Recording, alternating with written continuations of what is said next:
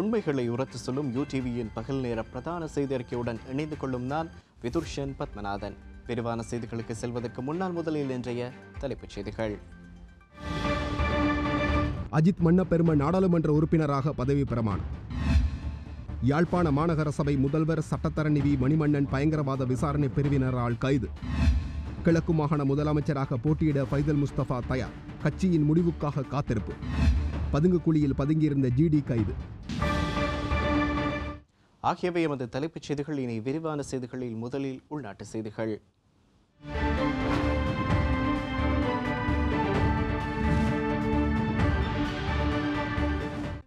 நாடாளுமன்றம் தெரிவு செய்யப்பட்டதன் பின்னர் ஆலோசனை குழுவின் முதலாவது பாதுகாப்பு நடவடிக்கைகள் தொடர்பான அமைச்சரவை ஆலோசனை குழு ஜனாதிபதி கோட்டாபய ராஜபக்சவின் தலைமையில் நாடாளுமன்ற கட்டிட தொகுதியில் நேற்று கூடியது.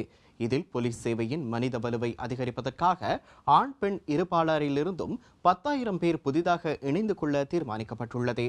மேலும் மத அடிப்படைவாத சிந்தனைகளை கொண்ட புத்தகங்களை தடை செய்வது தொடர்பாகவும் ஜனாதிபதி பதிலளித்தார். தேசிய பாதுகாப்பு, சட்டம் மற்றும் அமைதியை நிலைநாட்டல், இராணுவ வீரர்களின் சம்பளம், போதைப்பொருள் ஒழிப்பு, பாதுகாப்பு அமைச்சருக்குரிய நிறுவனங்களின் வருடாந்த அறிக்கை போன்ற பல்வேறு விடயங்கள் இங்கு கலந்துரையாடப்பட்டன. ஆளும் கட்சியின் அமைச்சர்கள் மற்றும் எதிர்க்கட்சி உறுப்பினர்கள் இக்கூட்டத்தில் கலந்து கொண்டனர். பாதுகாப்பு விடயங்கள் தொடர்பான அமைச்சரவை ஆலோசனை குழுவின் கூட்டத்திற்கு இவ்வளவு அமைச்சர்கள் கலந்து கொண்டது அண்மை காலத்தில் இதுவே முதற் தடவையாகும் என்று நாடாளுமன்ற அதிகாரிகள் தெரிவித்தனர். குழுவின் தலைமை பதவி விடயத்துக்கு பொறுப்பான அமைச்சருக்கு உரித்துடையது என்ற வகையில் ஜனாதிபதி இதில் பங்கு பெற்றினார்.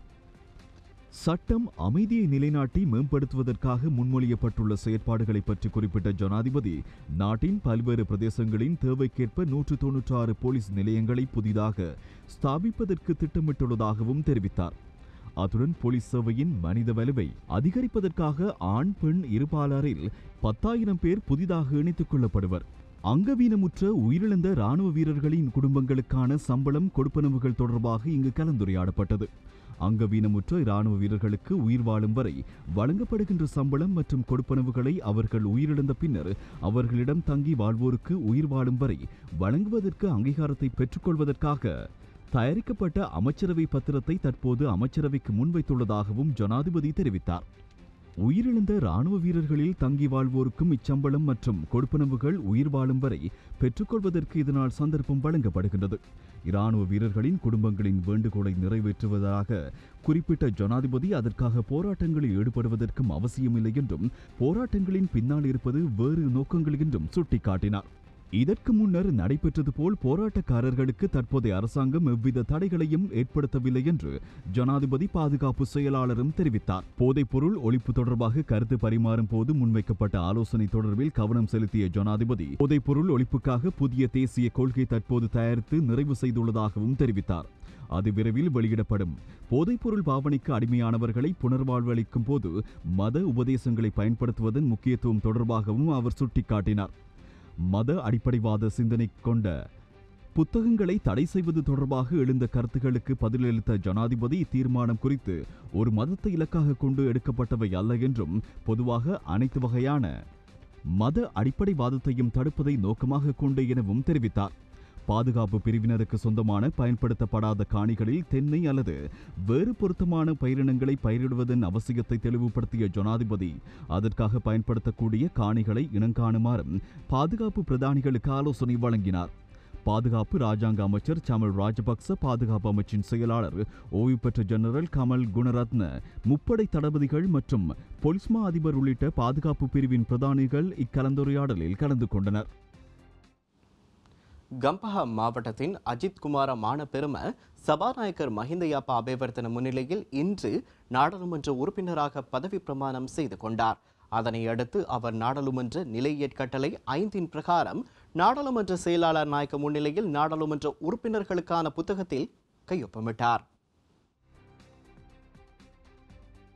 நீதிமன்றத்தை அவமதித்த குற்றச்சாட்டில் ரஞ்சன் ராமநாயக்கவுக்கு 4 வருடங்கள் கடூழிய சிறை தண்டனை விதித்து கடந்த ஜனவரி 12ஆம் தேதி தீர்ப்பளிக்கப்பட்ட நிலையில் அவர் சிறையில் தடுத்து வைக்கப்பட்டுள்ளார். இந்த நிலையில் தனது நாடாளுமன்ற ஆசனத்தை இரத்து செய்வதை தடுக்கும் வகையில் உத்தரவு பிறப்பிக்க கோரி ரஞ்சன் ராமநாயக்க சார்பில் மனு தாக்கல் செய்யப்பட்டது. எனினும் குறித்த ரிட் மனுவை கடந்த 5ஆம் தேதி மேன்முறையீட்டு நீதிமன்றம் நிராகரித்திருந்தது. இந்த நிலையிலேயே ஐக்கிய மக்கள் சக்தியின் கம்பகா மாவட்ட எம்பியான ரஞ்சன் ராமநாயக்கவின் நாடாளுமன்ற உறுப்பினர் பதவி வெற்றிடமாகியுள்ளதாக சபாநாயகர் மஹிந்த யாப்பா அபேவர்தன அண்மையில் சபையில் அறிவித்திருந்தார். ரஞ்சன் ராமநாயக்கவின் நாடாளுமன்ற உறுப்புரிமை ரத்தானதை அடுத்து ஏற்பட்ட வெற்றிடத்துக்கு மானப்பெரும் அவர்களை நியமிப்பதற்கு தேர்தல்கள் ஆணைக்குழு நடவடிக்கை எடுத்தது. நாடாளுமன்ற உறுப்பினரான அவரது பெயர் குறிப்பிடப்பட்ட விசேட வர்த்தமானி அறிவித்தல் நேற்று வெளியிடப்பட்டது. கம்பகா புனித சிலுவை கல்லூரி, பண்டரவலி மத்திய மகாவித்யாலயம் மற்றும் கொழும்பு ஆனந்தா கல்லூரியில் கல்வி கற்ற அவர் மொரட்டுவை பல்கலைக்கழக பொறியியல் பட்டத்தை பெற்றுள்ளார். 2002 தொடக்கம் 2009 காலப்பகுதியில் கம்பகா நகரசபையின் தலைவராக கடமையாற்றிய அவர் 2009 தொடக்கம் 2013ஆம் ஆண்டு காலப்பகுதியில் மேல்மாகாண சபையை பிரதிநிதித்துவப்படுத்தினார். 2015ஆம் ஆண்டில் ஐக்கிய தேசிய கட்சியினூடாக நாடாளுமன்றத்துக்கு அவர் தெரிவானார். 2020ஆம் ஆண்டு நாடாளுமன்ற தேர்தலில் ஐக்கிய மக்கள் சக்தி ஊடாக கம்பகா மாவட்டத்தில் 5வது இடத்தை பெற்றார். கடந்த நாடாளுமன்ற தேர்தலில் 47,212 விருப்பு வாக்குகளை பெற்று ஐக்கிய மக்கள் சக்தியின் கம்பகா மாவட்ட விருப்பு வாக்கு பட்டியலில் அஜித் மானப்பெரும 5வது இடத்தில் உள்ளார். அஜித் குமார மானப்பெரும சபாநாயகர் மஹிந்த யாப்பா அபேவர்தன முன்னிலையில் இன்று நாடாளுமன்ற உறுப்பினராக பதவி சத்தியம் செய்து கொண்டார். இதனை அடுத்து அவர் நாடாளுமன்ற நிலை ஏற்கட்டளை 5 பிரகாரம் நாடாளுமன்ற செயலாளர் நாயகம் முன்னிலையில் நாடாளுமன்ற உறுப்பினராக புத்தகத்தில் கையொப்பமிட்டார்.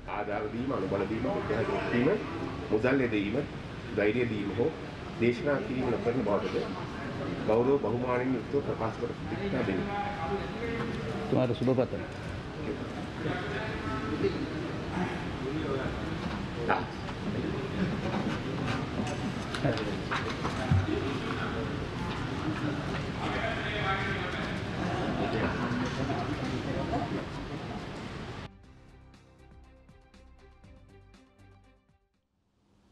யாழ்ப்பாணம் மாநகர சபையினால் அமைக்கப்பட்ட காவல் படை தொடர்பில் மாநகர சபை முதல்வர் சட்டத்தரணி வி மணிவண்ணன் பயங்கரவாத விசாரணை பிரிவினரால் கைது செய்யப்பட்டுள்ளார். இன்று அதிகாலை 2 மணியளவில் யாழ்ப்பாணம் போலீஸ் நிலையத்தில் வைத்து கைது செய்யப்பட்ட சட்டத்தரணி வி மணிவண்ணன் மேலதிக விசாரணைக்காக வவுனியாவுக்கு அழைத்து செல்லப்பட்டுள்ளார். இலங்கை போலீசுக்கு ஒத்ததாக யாழ்ப்பாண மாநகர காவல்படை அமைக்கப்பட்டுள்ளது என்று போலீசாருக்கு முறைப்பாடு வழங்கப்பட்டது. தமிழீழ காவல்துறையின் சீருடையை ஒத்த சீருடையை அணிந்திருந்தனர் என்று முறைப்பாட்டில் தெரிவிக்கப்பட்டிருந்தது. இந்த நிலையில் யாழ்ப்பாண மாநகர சபை ஆணையாளர் நேற்று முன்தினம் இரவு யாழ்ப்பாணம் தலைமையக போலீஸ் நிலையத்துக்கு அழைக்கப்பட்டு பல மணி நேரம் விசாரணைக்கு உட்படுத்தப்பட்டார்.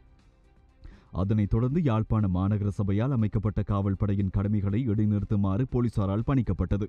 காவல்படைக்கு வழங்கப்பட்ட சீருடைகளும் போலீசாரால் கையகப்படுத்தப்பட்டதுடன் கடமைக்கு அமர்த்தப்பட்ட 5 வாக்குமூலம் பெறப்பட்டது. மாநகர சபை ஆணையாளர் வழங்கிய வாக்குமூலத்தின் அடிப்படையில் இந்த காவல்படைக்கான சீருடை உள்ளிட்டவற்றை ஒழுங்கு செய்தமை தொடர்பில் மாநகர சபை உறுப்பினர் வரதராஜா பார்த்திபனிடம் வாக்குமூலம் பெறப்பட்டிருந்தமை குறிப்பிடத்தக்கது. இந்நிலையில் யாழ்ப்பாண மாநகர சபை முதல்வர் சட்டத்தரணி விஸ்வலிங்கம் மணிவண்ணன் மாநகர சபை உறுப்பினர் வரதராஜா பார்த்திபன் இருவரும் நேற்று இரவு 8 மணிக்கு யாழ்ப்பாணம் போலீஸ் நிலையத்துக்கு அழைக்கப்பட்டனர். இருவரிடமும் இன்று அதிகாலை 2 மணி வரை வாக்குமூலம் பெறப்பட்டது. அதன் பின்னர் முதல்வர் சட்டத்தரணி வி மணிவண்ணன் பயங்கரவாத விசாரணை பிரிவினரிடம் ஒப்படைக்கப்பட்டார்.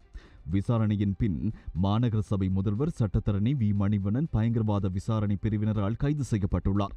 இன்று அதிகாலை 2 மணியளவில் யாழ்ப்பாணம் போலீஸ் நிலையத்தில் வைத்து கைது செய்யப்பட்ட சட்டத்தரணி வி மணிவண்ணன் மேலதிக விசாரணைக்காக வவுனியாவுக்கு அழைத்துச் செல்லப்பட்டுள்ளார். எதிர்வரும் மாகாண சபை தேர்தலில் கிழக்கு மாகாணத்தில் ஸ்ரீலங்கா சுதந்திர கட்சி சார்பாக முதலமைச்சர் வேட்பாளராக என்னை தெரிவு செய்வதற்கு கட்சிதான் முடிவு செய்யும் எனவும் எமது கட்சியின் மறுசீரமைப்பு தொடர்பான கலந்துரையாடலை மேற்கொள்ளவே தான் கிழக்கு மாகாணத்துக்கு வருகை தந்துள்ளதாக மாகாண சபைகள் உள்ளூராட்சி மன்றங்களுக்கான முன்னாள் அமைச்சரும் ஸ்ரீலங்கா சுதந்திர கட்சியின் பிரதி தலைவருமான ஜனாதிபதி சட்டத்தரணி ஃபைசர் முஸ்தபா தெரிவித்துள்ளார். அம்பாறை மாவட்டத்துக்கு நேற்று விஜயம் செய்த மாகாண சபைகள் உள்ளூராட்சி மன்றங்களுக்கான முன்னாள் அமைச்சரும் ஸ்ரீலங்கா சுதந்திர கட்சியின் பிரதி தலைவருமான ஜனாதிபதி சட்டத்தரணி ஃபைசர் முஸ்தபா சாய்ந்தமருது பகுதியில் உள்ள தனியார் விடுதியில் அம்பாறை மாவட்ட ஸ்ரீலங்கா சுதந்திர கட்சியின் முஸ்லிம் பிரதேச அமைப்பாளர்களை சந்தித்து சமகால அரசியல் நிலைகள் தொடர்பாகவும் அத்துடன் ஸ்ரீலங்கா சுதந்திர கட்சியை வலுப்படுத்துவது தொடர்பிலான கலந்துரையாடலிலும் ஈடுபட்டார். இதன்போது கருத்து தெரிவித்த ஜனாதிபதி சட்டத்தரணி ஃபைசர் முஸ்தபா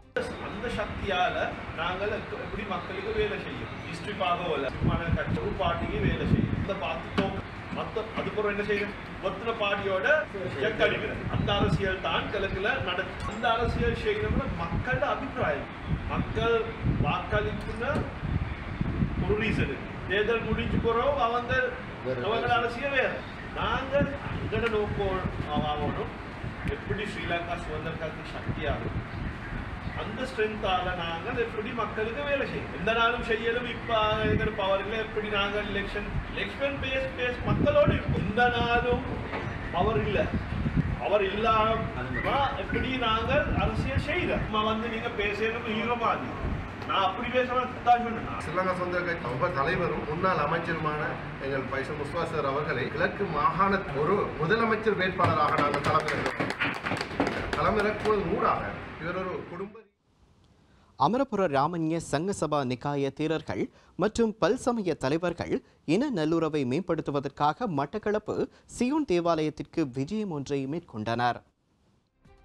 கிழக்கு மாகாணத்திற்கு அமரபுர ராமஞ்ச சங்க சபா நிகாய பிரதம தேரர்கள் மற்றும் கிறிஸ்தவ வனப்பிதாக்கள், முஸ்லிம் மௌலவிகள் உட்பட சமய தலைவர்கள் இன நல்லுறவை மேம்படுத்துவதற்கான 3 நாள் விஜயம் ஒன்று மேற்கொண்டு நேற்று மட்டக்களப்பு சியோன் தேவாலயத்திற்கு விஜயம் ஒன்று மேற்கொண்டனர். சம்சம் ஃபவுண்டேஷனின் ஏற்பாட்டில் இந்த இன நல்லுறவை மேம்படுத்துவதற்கான கள விஜயம் பொத்துவில் குமுது விகாரை மற்றும் அந்த பகுதி முஸ்லிம் மக்களுடனான சந்திப்பின் பின்னர் காத்தான்குடி பாடசாலை மாணவர்கள், பள்ளிவாசல் மௌலவிகளுடன் சந்திப்பு கலந்துரையாடல் இடம்பெற்றது. அதேபோன்று உயிர்த்த ஞாயிறு குண்டு தாக்குதலுக்கு இலக்கான சியோன் தேவாலயத்திற்கு விஜயம் மேற்கொண்டு தேவாலய போதகர் மகேஷன் ரோஷானுடனான கலந்துரையாடலில் ஈடுபட்டனர். நாங்கள் போய் அந்த பிள்ளைகளின் முகத்தை பார்க்கும் போது அன்பை மட்டும் நாங்கள் பார்த்தோம். அதுதான் எங்களுக்கு தெரிய வந்தது. அவர்களோடு கலந்துரையாடினோம். இதை என்ன சொல்ல வருகின்றோம் என்றால், இந்த நாட்டிலே இனவாதம் இருக்கு, அது அனைவருக்கும் தெரியும். இனவாதிகள் 100% இருக்கின்றார்கள், நல்லவர்கள் 195% இருக்கின்றார். ஆனால் நாம் அறிவாளியாக யோசிக்க வேண்டும். 105% உள்ள இனவாதிகள் பின்னாலே போவதா, இல்லை 195% உள்ள நல்லவர்களின் பின்னாலே போவதா என்பதை நாம் தீர்மானிக்க வேண்டும். நாங்கள் 195% உள்ள நல்லவர்களோடு பயணிப்பதற்காக எங்களுடைய பயணம் ஆரம்பிக்கும். இந்த 4 மத தலைவர்களும் முதல் ஒன்று சேர வேண்டும். இந்த நாட்டிலே ஒன்றாக அமர்ந்து ஆலோசனைகள் செய்ய வேண்டும். 4 சமய தலைவர்களும் ஒரு பாதையிலே பயணித்தால் மக்கள் எம் பின்னால் வருவார்கள் என்று எமக்கு நம்பிக்கை இருக்கின்றது. ஒவ்வொரு மனிதனுக்குள்ளே இருக்கக்கூடிய உணர்வுகள் ஒன்றாகத்தான் இருக்கிறது. மனிதன் இந்த உலகத்தில் மனிதனாக வாழ வேண்டும் என்று சொல்லக்கூடிய ஒரு நிலைப்பாட்டில் அனைத்து மதகுருமார்களும் இருக்கிறார்கள் என்ற உண்மையை இந்த பயணத்தினூடாக நாங்கள் புரிந்து கொண்டோம். அதை பற்றி, காத்தாங்குடியை பற்றி வரும்பொழுது இருந்த எண்ணமும் அவர்கள் கண்டுகொண்ட காத்தாங்குடியின் வித்தியாசம் என்பதை அனைவருமாக ஒன்று திரண்டு சொன்னார்கள். எனவே உங்கள் அனைவருக்கும் நல்லருள் பாலிக்க வேண்டும் என்று இறைவனை பிரார்த்தித்து, சர்வ மத நல்லிணக்க குழுவினர் வந்து இந்த நாட்களிலே அவர்களுடைய துக்கத்தை எங்கள் மத்தியிலே தெரிவித்து, இந்த ஆலயம் புனரமைக்கப்படாமல் இந்த நிலைமையில் இருக்கிறதை குறித்து கேட்டு பார்த்து அவர்கள் மனவருத்தமடைந்து அவர்கள் கடந்து சென்றிருக்கிறார்கள். மட்டுமல்லாமல் விசேஷமாக இந்த நாட்களிலே இதனாலே பாதிக்கப்பட்ட உறவுகளுக்கு தங்களுடைய ஆழ்ந்த அனுதாபங்களையும் தெரிவித்தார். முல்லேரியா பகுதியில் போலீஸ் விசேட அதிரடிப்படையினர் முன்னெடுத்த சோதனையின் போது பாதாள உலகக்குழு நபரான சீட்டி எனப்படும் சரத்குமார் என்பவர் கைது செய்யப்பட்டுள்ளார்.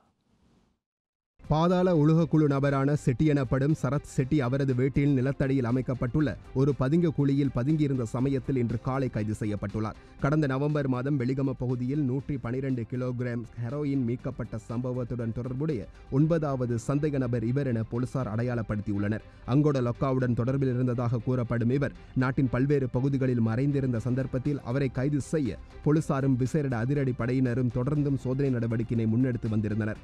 இந்நிலையில் அவர் வீடு திரும்பியுள்ளதாக கிடைக்கப்பெற்ற தகவலுக்கு அமைவாக போலீஸ் விசேட அதிரடி படையினர் மேற்கொண்ட சுற்றிவளைப்பின் பொழுதே இவர் கைது செய்யப்பட்டுள்ளார். கோவிட் தடுப்பூசி ஏற்றுவதற்காக மருந்து உற்பத்தி நிறுவனங்களுடன் விரைவில் உடன்படிக்கை செய்து கொள்ளப்படும் என சுகாதார அமைச்சர் பவித்ரா வன்னியாராச்சி தெரிவித்துள்ளார். இதேவேளை நாட்டில் நேற்றைய தினம் 2 கோவிட்-19 மரணங்கள் பதிவாகியுள்ளன. இதற்கமைய நாட்டில் கோவிட்-19 தொற்றினால் மரணித்தோரின் எண்ணிக்கை 593ஆக அதிகரித்துள்ளது. கோவிட் தடுப்பூசி ஏற்றுவதற்காக மருந்து உற்பத்தி நிறுவனங்களுடன் விரைவில் உடன்படிக்கை செய்து கொள்ளப்படும் என சுகாதார அமைச்சர் பவித்ரா வன்னியாராச்சி தெரிவித்துள்ளார். தேசிய ஊடகங்கள் ஒழுங்குபடுத்தல் அதிகார சபை இதற்கு தேவையான ஒருங்கிணைப்பு நடவடிக்கைகளை முன்னெடுத்து வருகின்றது. ஃபைசர் நிறுவனத்தினூடாக 7 மில்லியன் கோவிட் தடுப்பூசிகளை பெற்றுக்கொள்ள எதிர்பார்க்கப்பட்டுள்ளது. மொடர்னா, ஜான்சன் அண்ட் ஜான்சன் போன்ற நிறுவனங்களுடன் அமெரிக்க தூதரகத்தின் ஒருங்கிணைப்புடன் தடுப்பூசிகளை பெற்றுக்கொள்வதற்காக கலந்துரையாடல் இடம்பெற்றிருப்பதாகவும் அமைச்சர் மேலும் குறிப்பிட்டார். நாட்டில் நேற்றைய தினம் 2 கோவிட் மரணங்கள் பதிவாகின. இதற்கமைய நாட்டில் கோவிட்-19 தொற்றினால் மரணித்தோரின் எண்ணிக்கை 593 அதிகரித்துள்ளது. சுகாதார சேவைகள் பணிப்பாளர் நாயகத்தின் உறுதிப்படுத்தலுடன் அரசாங்க தகவல் திணைக்களம் விடுத்துள்ள அறிக்கையில் இந்த விடயம் தெரிவிக்கப்பட்டுள்ளது. யாழ்ப்பாணம் கோண்டா பகுதியைச் சேர்ந்த 79 வயதான பெண் ஒருவர் நேற்று மரணித்தார். யாழ்ப்பாணம் போதனா வைத்தியசாலையில் சிகிச்சை பெற்று வந்த நிலையில் அவர் மரணித்தார். கோவிட் தொற்றால் மோசமடைந்த நாட்பட்ட சிறுநீரக நோய், குருதி, நஞ்சானமையால் ஏற்பட்ட அதிர்ச்சி, நியூமோனியா மற்றும் நீரிழிவு நிலைமையை அவரது மரணத்திற்கான காரணங்களாக தெரிவிக்கப்பட்டுள்ளன. இதேவேளை தெஹிவளை பகுதியைச் சேர்ந்த 70 வயதான ஆண் ஒருவர் நேற்று மரணித்தார். கொழும்பு தெற்கு போதனா வைத்தியசாலையில் சிகிச்சை பெற்று வந்த நிலையில் அவருக்கு கோவிட்-19 தொற்று உறுதியானது. இதனை அடுத்து தேசிய தொற்று நோயியல் நிர்வாகத்திற்கு மாற்றப்பட்டதை அடுத்து அவர் மரணித்தார்.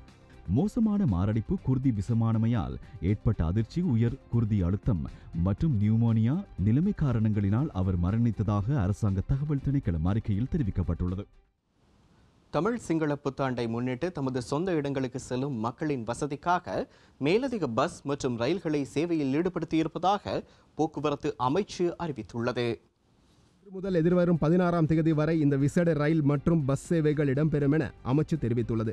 வழமையாக பயணிக்கும் எண்ணிக்கையை விட மேலதிகமாக 1192 அரச பஸ்களும் 21 ரயில்களும் சேவையில் ஈடுபடுத்தப்பட உள்ளன. மேலதிகமான ரயில்கள் 57 பயண சேவைகளில் ஈடுபட உள்ளன. இதனை தவிர 1800 தனியார் பஸ்களும் சேவையில் ஈடுபடுத்தப்பட உள்ளன.